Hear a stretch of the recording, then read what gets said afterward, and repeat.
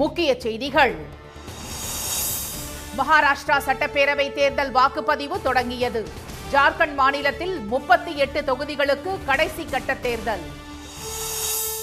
24ஆம் தேதி அனைத்து கட்சி கூட்டத்திற்கு மத்திய அரசு அழைப்பு. குளிர்கால கூட்டத்தொடரை சுமூகமாக நடத்துவது குறித்து ஆலோசனை. மணிப்பூரில் பதற்றத்தை பாஜக தூண்டிவிடுவதாக குற்றச்சாட்டு. குடியரசுத் தலைவர் தலையிட காங்கிரஸ் வலியுறுத்தல்.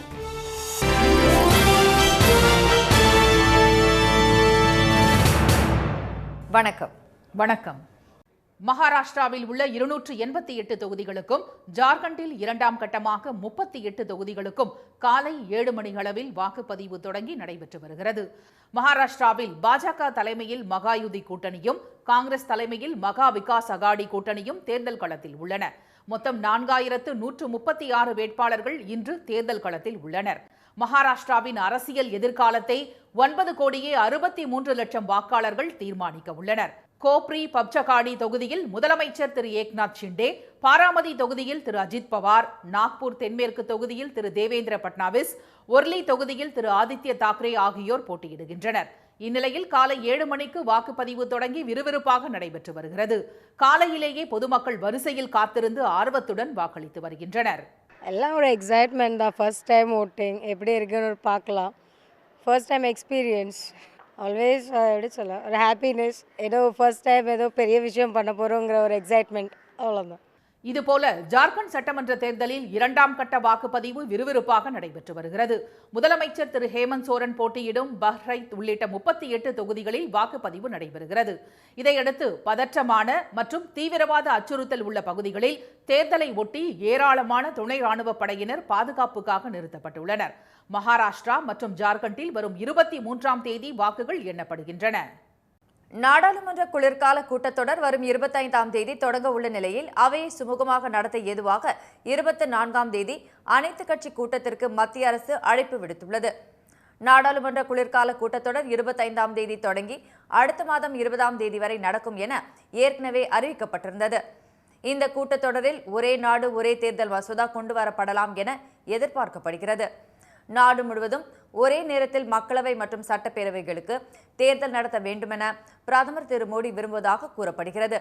இது தொடர்பாக முன்னாள் குடியரசுத் தலைவர் திரு ராம்நாத் கோவிந்த் தலைமையில் அமைக்கப்பட்ட குழுவின் பரிந்துரைகளை அண்மையில் மத்திய அமைச்சரவை ஏற்றுக்கொண்டது.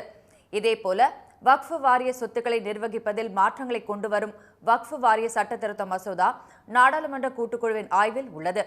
கடந்த கூட்டத்தொடரில் கொண்டுவரப்பட்ட இந்த மசோதாவிற்கு எதிர்க்கட்சிகள் கடும் ஆட்சேபம் தெரிவித்ததால் கூட்டுக்குழு ஆய்விற்கு அனுப்பப்பட்டுள்ளது.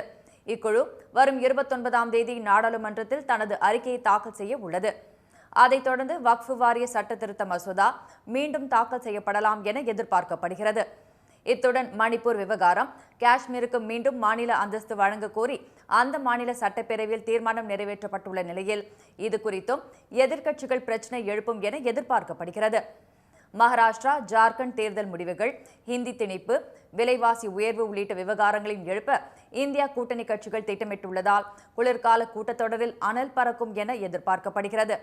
இந்த நிலையில் அவையை சுமூகமாக நடத்த எதிர்க்கட்சிகளின் ஆதரவை கோரும் வகையில் 24ஆம் தேதி அனைத்து கட்சி கூட்டத்திற்கு மத்திய அரசு அழைப்பு விடுத்துள்ளது.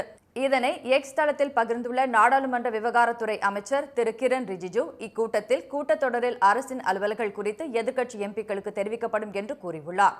மேலும் எதிர்க்கட்சிகள் எந்தெந்த விவகாரங்கள் குறித்து அவையில் விவாதிக்க விரும்புகின்றன என்பது குறித்தும் அரசு தரப்பில் கேட்கப்படும் என்றும் தெரிவித்துள்ளார். வடகிழக்கு மாநிலமான மணிப்பூரில் அமைதியை நிலைநாட்ட குடியரசுத் தலைவர் தலையிட வேண்டும் என வலியுறுத்தி அவருக்கு காங்கிரஸ் தலைவர் திரு மல்லிகார்ஜுன கார்கே கடிதம் எழுதியுள்ளார். 2023 மே மாதம் மணிப்பூரில் வசிக்கும் குக்கி மற்றும் ஹெய்தி மக்களிடையே மோதல் வெடித்தது. சமீபத்தில் ட்ரோன் மற்றும் ராக்கெட் லான்ச்சர் மூலம் குக்கி மக்களை குறிவைத்து தாக்குதல் நடத்தப்பட்டது பெரும் அதிர்ச்சியை ஏற்படுத்தியது. இதனிடையே கடந்த 2 நாட்களுக்கு முன்பு ஹெய்தி சமூகத்தைச் சேர்ந்த 6 பேர் அடித்துக் கொல்லப்பட்டு ஆற்றில் வீசப்பட்ட நிலையில் அவர்களின் சடலங்கள் கண்டெடுக்கப்பட்டன. மாநிலம் முழுவதும் தொடர்ந்து வன்முறை அதிகரித்துள்ளதால் துணை ராணுவ படைகள் கூடுதலாக குவிக்கப்பட்டதுடன் மணிப்பூரில் இணையதள சேவையும் முடக்கப்பட்டது. இதனிடையே குடியரசுத் தலைவர் திருமதி திரௌபதி முர்முவுக்கு காங்கிரஸ் தலைவர் திரு மல்லிகார்ஜுன கார்கே எழுதியுள்ள கடிதத்தில் மணிப்பூரில் சட்டம் ஒழுங்கையும் மக்களின் பாதுகாப்பையும் உறுதி செய்வதில் மாநில அரசும் மத்திய அரசும் தோல்வியடைந்து விட்டதாக குற்றம் சாட்டியுள்ளார். மணிப்பூரில் நடந்த வன்முறையில் பெண்கள், குழந்தைகள் என 300க்கும் மேற்பட்டோர் பலியாகிவிட்டதாகவும் 1 லட்சம் மக்கள் தங்கள் இருப்பிடங்களை விட்டு வெளியேறி நிவாரண முகாம்களில் வாழ வேண்டிய கட்டாயத்தில் உள்ளனர் என்றும் சுட்டிக்காட்டியுள்ளார். எனவே மணிப்பூர் மக்கள் கண்ணியத்துடனும் அமைதியாக வாழ்வதையும் உறுதி செய்ய நமது அரசியலமைப்பின் பாதுகாவலர் என்ற முறையில் இந்த பிரச்சனையில் குடியரசுத் தலைவர் தலையிட வேண்டும் என்று காங்கிரஸ் தலைவர் மல்லிகார்ஜுன கார்கே கேட்டுக் கொண்டுள்ளார். டெல்டா மாவட்டங்களில் பெய்த கனமழையால் பல ஏக்கரில் சாகுபடி செய்த நெற்பயிர்கள் நீரில் மூழ்கின. தமிழ்நாட்டில் வடகிழக்கு பருவமழை தீவிரமடைந்துள்ளதால் மாநிலம் முழுவதும் பரவலாக மழை பெய்து வருகிறது. திருவாரூர் மற்றும் சுற்றுப்பகுதிகளில் கொட்டிய கனமழையால் தாழ்வான பகுதிகளில் மழை நீர் தேங்கியது. முக்கிய சாலைகள் மற்றும் தெருக்களில் தேங்கிய மழை நீரால் வாகன ஓட்டிகள் சிரமத்திற்கு ஆளாகினர்.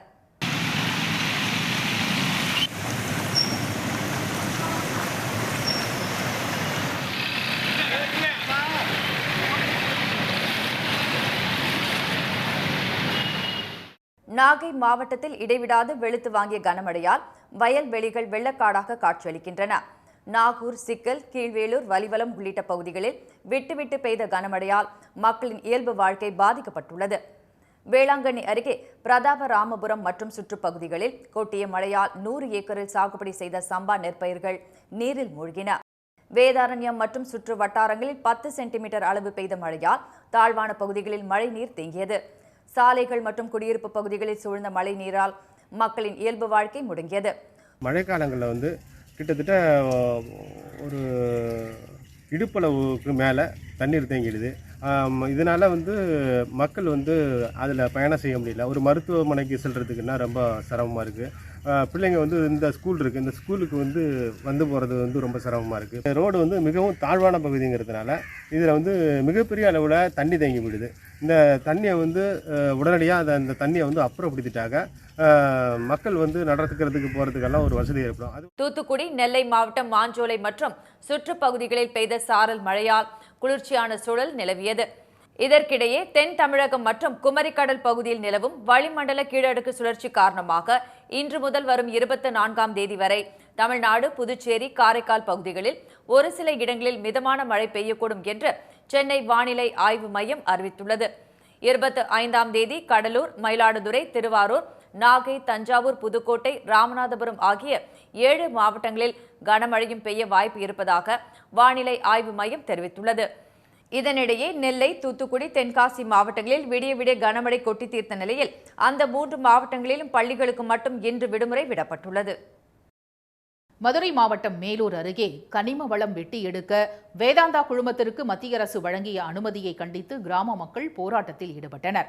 அரிட்டாப்பட்டி, வல்லாளப்பட்டி, நாயக்கர்பட்டி உள்ளிட்ட சுற்றுப்பகுதிகளில் டங்ஸ்டன் எனும் கனிம வளம் வெட்டி எடுப்பதற்கு வேதாந்தா நிறுவனத்தின் கிளை நிறுவனமான இந்துஸ்தான் நிறுவனத்திற்கு மத்திய அரசு ஒப்புதல் வழங்கியுள்ளது. இதற்கு எதிர்ப்பு தெரிவித்து அப்பகுதியைச் சேர்ந்த கிராம மக்கள் நேற்று அரிட்டாப்பட்டி கிராம மந்தையில் ஒன்று கூடி எதிர்ப்பு தெரிவித்தனர். தங்களது வாழ்வாதாரமான மலைகளை வெட்டி எடுக்க முயற்சி செய்யும் முடிவை ஏற்க மாட்டோம் என்று அவர்கள் கூறினர். 2022ஆம் ஆண்டு தமிழ்நாட்டின் முதல் பல்லுயிர் தளமாக அரிட்டாப்பட்டி கிராமம் தேர்வு செய்யப்பட்டது. 7 மலைகளை உள்ளடக்கிய இந்த பகுதியில் சமணர் படுகை, குடைவரை கோயில், வட்டெழுத்து கல்வெட்டு என ஏராளமான புராதன சின்னங்கள் உள்ளன. அதேபோல் அரிய வகை பறவைகளும் இங்கு வசித்து வருகின்றன. பல்லுயிர் தளத்தை பாதுகாக்க தமிழக முதலமைச்சர் நடவடிக்கை எடுக்க வேண்டும் என்று பல்வேறு தரப்பினரும் வலியுறுத்தியுள்ளனர். வட மாநிலங்களில் கொட்டி வரும் பனிப்பொழிவால் பொள்ளாச்சி இளநீரின் விலை சரிந்துள்ளது. தமிழ்நாட்டின் தென்னை நகரம் என்று அழைக்கப்படும் பொள்ளாச்சியில் இருந்து தமிழகம் மட்டுமின்றி பல்வேறு மாநிலங்களுக்கும் இளநீர் ஏற்றுமதி செய்யப்படுகிறது. பொள்ளாச்சி இளநீர் என்றாலே தமிழகம் மட்டுமின்றி வட மாநிலங்களில் பெரும் வரவேற்பு உண்டு. ஆனால் தற்போது டெல்லி, பஞ்சாப், ஹரியானா உள்ளிட்ட வட மாநிலங்களில் நிலவும் கடும் பனிப்பொழிவால் இளநீர் அனுப்பப்படுவது குறைந்துள்ளது. 35 ரூபாய்க்கு கொள்முதல் செய்யப்பட்ட இளநீர் 22 ரூபாய்க்கு கொள்முதல் செய்யப்படுவதாக விவசாயிகள் தெரிவித்தனர். இளநீர் விலை ரொம்ப மந்தமாக இருக்குங்க. விலை போன வாரம் 32 ரூபாய்க்கு போயிட்டு இருந்த விலை திடீர்னு இறக்கம் காரணமாக 25 ரூபாய்க்கு இப்போ இளநீர் பொள்ளாச்சியிலேருந்து ஏற்றுமதி ஆகுதுங்க. காரணம் டெல்லி, ஹரியானா லைனில் பூரா பனி ஜாஸ்தியாக பெயர்னால பொள்ளாச்சி இளநீர் இப்போ விற்பனை மந்தமாக இருக்குது. ஆனால் இங்கே கொள்முதல் விலை பார்த்தீங்கன்னா நாங்கள் 20 ரூபா 21 ரூபாய்க்கு தான் எடுக்கிறோம். ஏற்றுறது 25 ரூபாய்க்கு தான் நாங்கள் ஏற்றிட்டு இருக்கிறோங்களா. தென்னை மரங்களில் ஏற்பட்டுள்ள நோய் பாதிப்பு பெரும் சவாலாக உள்ள நிலையில் தற்போது இந்த விலை இறக்கம் விவசாயிகள் மற்றும் வியாபாரிகளை சோகத்தில் ஆழ்த்தியுள்ளது. மாதம் 3 லட்சம் இளநீர் அனுப்பப்பட்ட நிலையில் கடும் பனிப்பொழிவு காரணமாக தற்போது 1 லட்சம் இளநீர் மட்டுமே அனுப்பப்படுவதாக விவசாயிகள் தெரிவித்தனர். சிவகங்கை மாவட்டம் மானாமதுரை அருகே கண்மாய் முறையாக மராமத்து செய்யப்படாததால் விவசாய பணிகள் கடுமையாக பாதிக்கப்பட்டுள்ளதாக அப்பகுதி விவசாயிகள் குற்றம் சாட்டியுள்ளனர். பழையனூரில் 450 ஏக்கரில் அமைந்துள்ள கண்மாயில் 1,45,00,000 ரூபாய் செலவில் மராமத்து பணிகள் நடைபெற்றன. நிர்ணயிக்கப்பட்ட ஆழத்திற்கு கண்மாய் மராமத்து செய்யப்படவில்லை என்றும் மடைகள் அனைத்தும் முறையாக கட்டவில்லை என்றும் குற்றம் சாட்டிய அப்பகுதி விவசாயிகள் இதனால் கண்மாயில் தண்ணீர் தேங்கி விவசாயம் செய்ய முடியாத நிலை ஏற்பட்டுள்ளதாக தெரிவித்தனர். 50 லட்சம் ரூபாய்க்கு கூட கண்மாயில் பணிகள் நடைபெறவில்லை என்று அவர்கள் கூறினர். ஒதுக்கீடு 1,41,957 ரூபாயில் 50 லட்சம் கூட வேலை நடந்திருக்காது. நடக்கிறதுக்கான வாய்ப்பும் இல்லை. காலாங்கரையில் தண்ணி எடுக்கலை. வைகளில் தண்ணி வர்றதுக்கு வரத்து கல்வாயே தோண்டலை. வரத்து கல்வாய் தோண்டாதான் தண்ணி உள்ளே வரும். அதையும் தோண்டலை. எதுவுமே இல்லை. ஊடால மண்ணை 4 எடுத்து மண்ணை போட்டு ரோஸ் லேசாக பண்ணிவிட்டு இருக்காங்க. அதனால் ரொம்ப இது மோசமான நிலைமையில் இருக்குது. அரசு இதை பரிசீலனை செய்யணும். 1500 ஏக்கர் பாசன வசதி உடையது. இந்த கம்மாயில் 1,41 லட்சம் சாங்ஷன் பண்ணது. ஒழுங்காக வேலை நடக்கலை. கட்டின மடைகள் சரியாக பொறுப்புன்னு இருக்குது. சற்று போடல. அடைக்க திறக்க விவசாயம் முடியாமல் வந்தது நீ மீன் அடித்து வெளியே போகுது. கரைகள் மட்டும் பலப்படுத்தப்பட்டு கணக்கு காட்டப்பட்டுள்ளதாக விவசாயிகள் தெரிவித்தனர். மராமத்து பணிகளில் நடந்த முறைகேடுகள் குறித்து மாவட்ட நிர்வாகம் ஒப்பந்ததாரரிடம் விசாரணை நடத்த வேண்டும் என்று அவர்கள் கோரிக்கை விடுத்தனர். திண்டுக்கல் மாவட்டத்தில் தொடர் மழை காரணமாக செவ்வந்தி பூக்களில் கருகல் நோய் பாதிப்பு ஏற்பட்டுள்ளதால் அவற்றை பறித்து கீழே வீசும் நிலை உருவாகியுள்ளது. ஐப்பசி, கார்த்திகை மாதங்களில் செவ்வந்தி பூவுக்கு அதிக தேவை இருப்பதுடன் நல்ல விலையும் கிடைக்கும். நத்தம் மற்றும் அதன் சுற்றுவட்டார பகுதிகளான செந்துறை, மணக்காட்டூர், ராஜகாப்பட்டி, மடூர், புகையிலைப்பட்டி உள்ளிட்ட கிராமங்களில் ஏராளமான விவசாயிகள் செவ்வந்தி பூ சாகுபடியில் ஈடுபட்டுள்ளனர். ஆனால் கடந்த 1 வார காலமாக இப்பகுதிகளில் தொடர்ந்து பெய்து வரும் சாரல் மழையால் செவ்வந்தி பூக்கள் கருகல் நோயால் செடியிலேயே கருகும் நிலை ஏற்பட்டுள்ளது. இதனால் அவற்றை விவசாயிகளை பறித்து வேதனையுடன் கீழே வீசி வருகின்றனர். சபரிமலை சீசன் தொடங்கிய நிலையில் மகிழ்ச்சியில் இருந்த செவ்வந்தி பூ விவசாயிகள் கருகல் நோய் தாக்குதலால் பெரும் இழப்பை சந்தித்துள்ளனர்.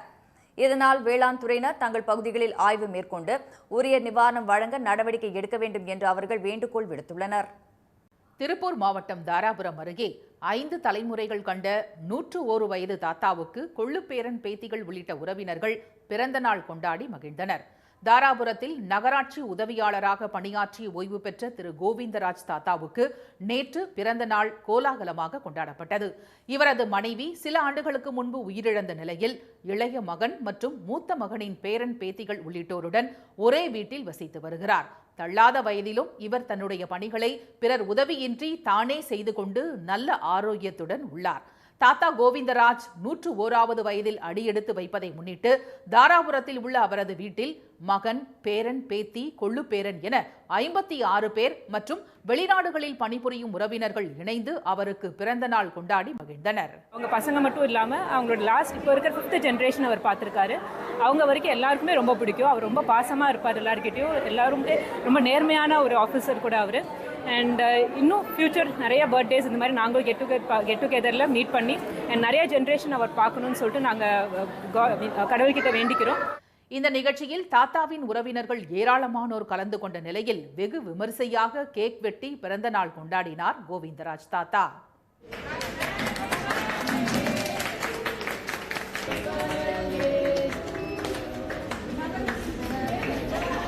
தாத்தாவின் பிறந்த நாள் விழாவுக்கு வந்தவர்களுக்கு மதிய விருந்து அளிக்கப்பட்டதுடன் திருமண நிகழ்ச்சியை போன்று தாம்பூல பையும் வழங்கப்பட்டது. மீண்டும் முக்கிய செய்திகள். மகாராஷ்டிராவில் உள்ள 288 தொகுதிகளுக்கும் ஜார்க்கண்டில் 2ஆம் கட்டமாக 38 தொகுதிகளுக்கும் காலை 7 மணி அளவில் வாக்குப்பதிவு தொடங்கி நடைபெற்று வருகிறது. நாடாளுமன்ற குளிர்கால கூட்டத்தொடர் வரும் 25ஆம் தேதி தொடங்க உள்ள நிலையில் 24ஆம் தேதி அனைத்துக் கட்சி கூட்டத்திற்கு மத்திய அரசு அழைப்பு விடுத்துள்ளது. தென் மாவட்டங்களில் கனமழை பெய்து வரும் நிலையில் நெல்லை, தூத்துக்குடி, தென்காசி மாவட்டங்களில் பள்ளிகளுக்கு மட்டும் இன்று விடுமுறை விடப்பட்டுள்ளது. இத்துடன் இந்த செய்திகள் நிறைவடைந்தன. மீண்டும் சன் டிவியில் செய்திகள் மாலை 6 மணிக்கு. செய்திகளை உடனுக்குடன் தெரிந்து கொள்ள QR கோடை ஸ்கேன் செய்து சன் நியூஸ் வாட்ஸ்அப் சேனலுடன் இணைந்திருங்கள். வணக்கம். வணக்கம்.